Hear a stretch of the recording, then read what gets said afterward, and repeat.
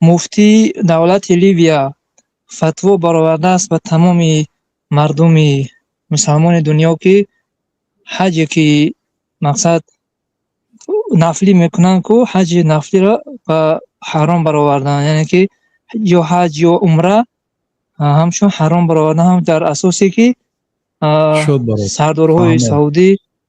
برادر. این مسئله حج فرض است، عمره یک مراتبه فرض است در نزد طایفه از علما. یعنی ما هم در صحبتامون میگوییم که کسی یک بار کرد کوشش کند دویم بار اگر امکانیت باشد نکند و همون پول به یک جای خیر استفاده برد. و این پولا سونی بعضی برادرها فکراتان نادرست است که پول گویا که یک آدم بمیرد. نه، پول هیچ جا نمیرد. پول همین دیگر چی ها میرد. پولای حج من بسیار ناز میدونم کجا میرد. بنابراین وای یگان دولت یگان چی نمیرد. اونا پول از پول حج بی حاجت هستند. پول حج همین خیلی برای صرف و خراجات خودی همین حاجی نمیرسد به پول حج.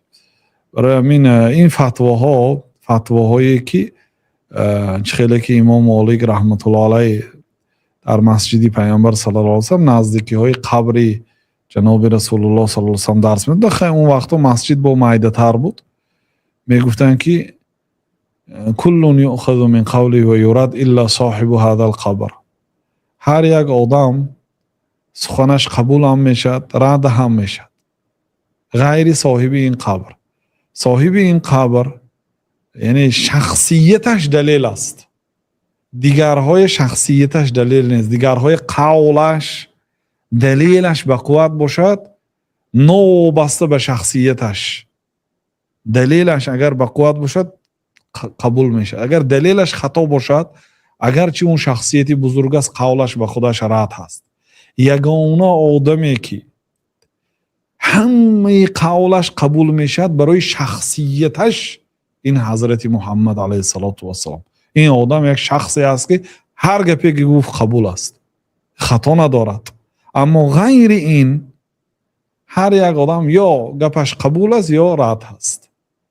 برای همین این فتواها احتمال است که درست باشد، احتمال است که خطا باشد. برای شما چی جاش مشکل است؟ اگه برای شخصا برای خودتان اگه جای در کارش باشد سوال دهید. نه، برای نفلیش گفتن که فتوا رفتن حرام است. این فتوا من گفتم این گپی الله نیست، گپی پیغمبر نیست. این گپی یک آدم است، ممکن درست براید، ممکن خطا براید. این پولی شما به کیسه و آدم نمیرد.